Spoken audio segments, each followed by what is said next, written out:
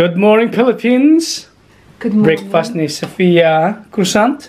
Yeah. Breakfast ni Hannah. Yeah. Breakfast ni Japit Boy. Wala munang kanin. Bawas muna tayo ng kanin. Okay. Sophia, what is that pink kind? Chocolate milk. Chocolate milk and black coffee with Butter. no, mine. Black coffee with Black butter. coffee with butter. Okay. Bawas muna tayo ng kanin. Kanin. Kanin, rice. No I don't have rice. kanin. Yeah. Diet. Kalabaw muna tayo ngayon. It's a Carabao diet. Monkey diet muna tayo ngayon. Monkey diet. Sobrang laki na ng tiyan ni Japit Boy. If you would be healthy like Sophia, because she is a swimmer, you can have this one Yeah. only once a week. The Sophia breakfast is very healthy. She has a yogurt with banana, Yeah. just a splash of honey, Mm-hmm. and cornflakes. But the cornflakes are really Healthy cornflakes. healthy cornflakes. It's grain cornflakes, yeah. Tama sa akin, no? Egg. What's that thing in your coffee? Butter. Butter. Ito yun ang mga nagpapayat sa akin nun. No, tayo, payat tayo nun eh. Okay. Uy, nadunlan. Okay. Kasi, Sunday, so breakfast muna, prepare para sa church. Ihati. Breakfast time. 3 itlog, tsaka gulay. Yung pak choy na gulay. Dati hindi ako naniniwala sa low carb na yan. Parang sabi ko, kalokohan yan. Saan ko kukunin yung energy ko kung walang sapat na carbohydrates. So, grabe, nakita nyo naman kung paano ako pakainin ng carbohydrates, di ba? Yung kanin ko, grabe, pag kumain ako. So, from 2019, 73 to 75 kilogram lang yung timbang ko. Ngayon, 92 kilograms ako. So, almost, 20 kilograms ang tinaas ko. Grabe. Tsaka, pag hindi ako kumain ng carbohydrates, nanginginig ako, bumababa yung sugar ko. At, yung mga kasamahan ko na parang katulad ko na tumaba, yun din yung karamdaman nila na nararanasan nila. Kaya sabi sa akin, Chap, magpapayat ka na. Kasi nakita nila nung nakilala nila ako, talagang payat ako. 72 to 75 kilograms lang ako. Pag kumain ako ng marami, umabot ako ng 75 kilogram. Pero ngayon, 92 kilogram. So, dati talaga, hindi ako naniniwala yung low carb. Sabi ko, low carb. Kaya, huwag kang maniwala sa low carb. Ito ang naranasan ko ngayon. Pataba ka, Japit Boy! Pataba ka!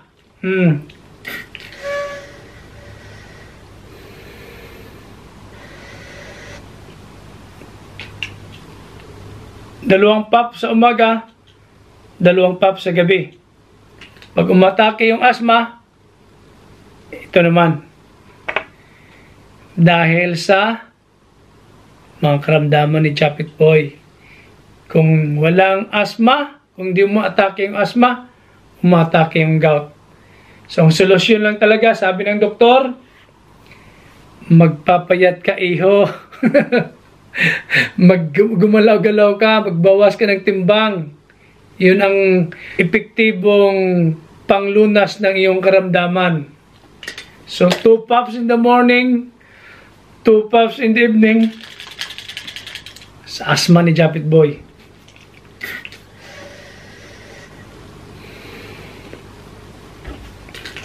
Kahit si Hannah, nag-worry na sa akin. Kasi nakilala niya akong medyo payat, medyo may muscle. Ngayon, tiyan, sobrang laki.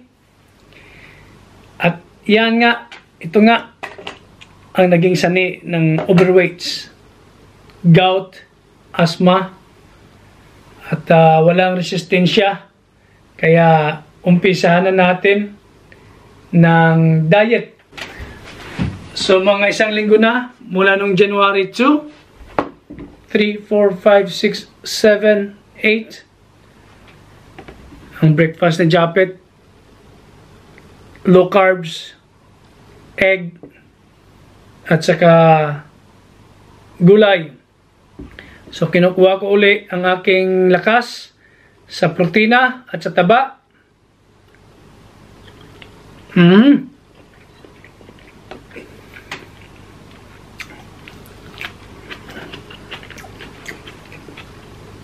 Mag-iisang linggo na ako ng ganito. Yung lunch ko naman, ganito din. Any vegetables, tapos chicken tights. Minsan kinakain ko yung skin, minsan tinatapon ko yung skin. Kasi yung pag low carb ka, kinukuha mo talaga yung lakas mo sa fat.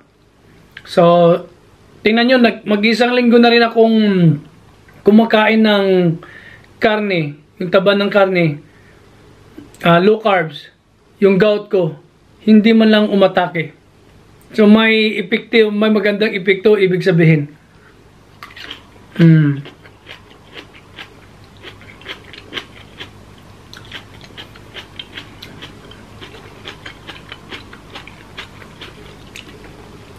Pero nung pagpapayat ako nun, ganito din yung kinakain ko.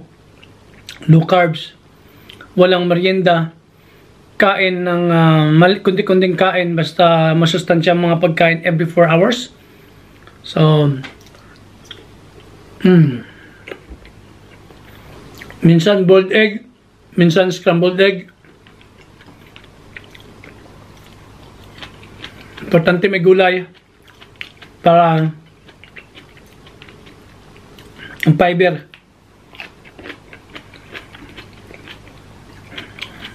Yun. Overweight talaga ako ngayon. Nag-umpisa ito nung 2019. Nung pag-close down ng mga lahat ng gym dito. Lahat ng mga establishment dito nag-close down dahil nga sa pandemic, di ba? Nung nag-open sila, isa ako doon sa hindi nakabalik.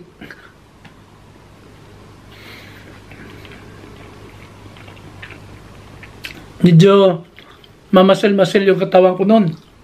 Kasi nga, nag-gym ako. Pero ngayon,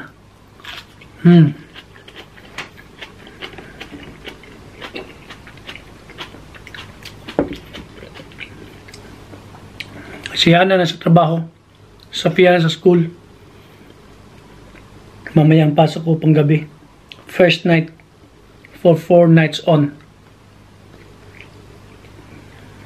So, today is Tuesday. Tuesday, Wednesday, Thursday, Friday. Off Saturday, Sunday, Monday, Tuesday. Balik na naman Wednesday, Thursday, Friday, Saturday. Ganun lang, bahay.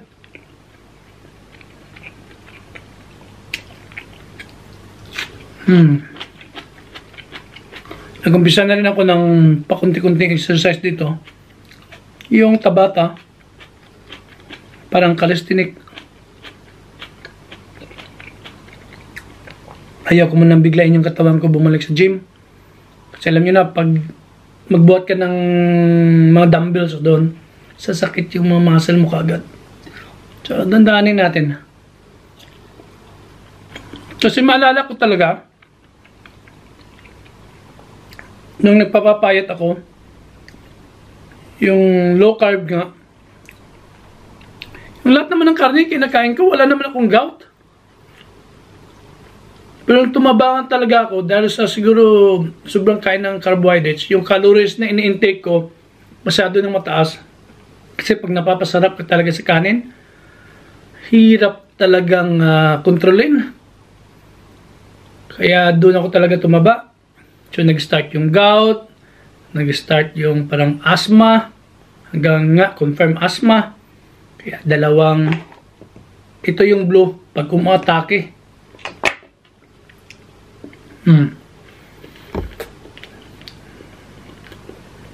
Yung unang araw ko nito talagang sinasabi ng katawan ko, bigyan mo ako ng carbohydrates, bigyan mo ako ng kanin. Pangalawang araw, pero ngayon parang okay naman na. Parang hindi na humingi ang katawan ko ng carbohydrates.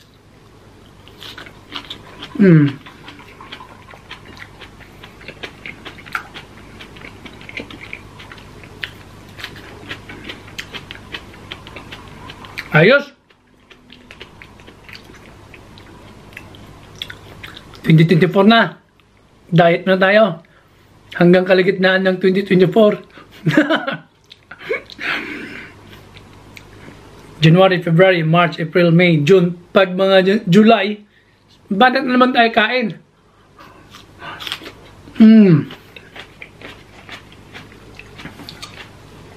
Sige.